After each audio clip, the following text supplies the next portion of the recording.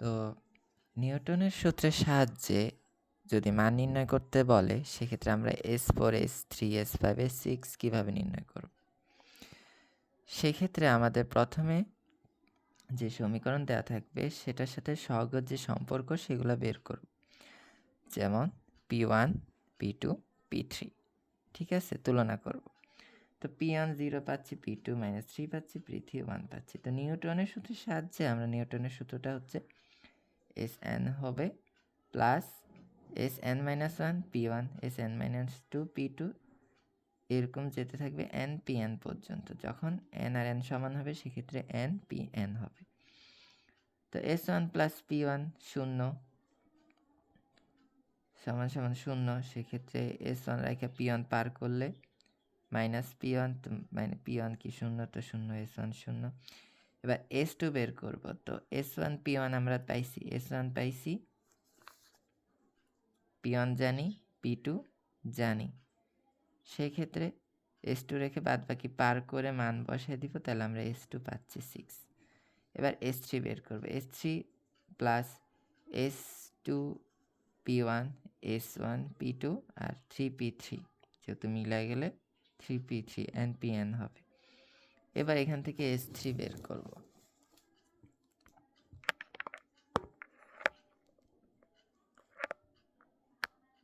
তো এখান থেকে যখন আমরা S3 বের করব,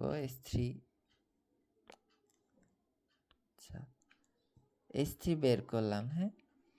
এরপরে আবার S4 S3 P1 S2 P2 S1 P3 4P4 0, S4 রেখে বাদ বাকি পার করে দিব, তাহলে যেটা আসবে এটা হচ্ছে S4 সমান কি 18। আমার এই ম্যাথগুলো যখন নিউটনের সূত্রের সাহায্যে পাঠাবে তখন এভাবেই আমরা ব্যবহার করব। প্রথমে সমীকরণের সাথে সহগের যে সম্পর্ক সেটা বের করব।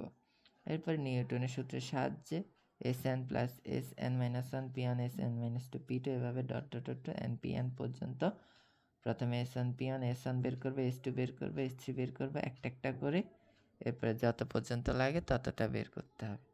এটা একটু বেশি আগের সিনথেটিকটাই ভালো, এটা একটু পেঁচায় বেশি। তো এটার সিস্টেমটাই এভাবে আসবে, একটা একটা করে বের করতে হবে। সেমভাবে যে সমীকরণ দেওয়া থাকবে এটা নির্ণয় করতে বলছে, আমরা সিনথেটিকও করতে পারি বা নিউটনের মাধ্যমেও করতে পারি। তো নিউটনেরটা করতে গেলে আমরা মূলের সাথে যে সমীকরণের সাথে সহগের যে সম্পর্ক এটা লিখব, তার মানগুলো আলাদা করবে। এরপর নিউটনের সূত্রের সাহায্যে আমরা কি পাই, Sn-1 P1 Sn-2 P2 এভাবে NPN পর্যন্ত সমান 0। এরপরে S1 প্লাস P1 সমান 0, S1 বের করব। এরপরে আমরা S2 এর মান বের করব, এরপরে S3 বের করব, S4 বের করব, এভাবে যাইতে যাইতে আমরা যেটা কত X6 না S6 পর্যন্ত যাব।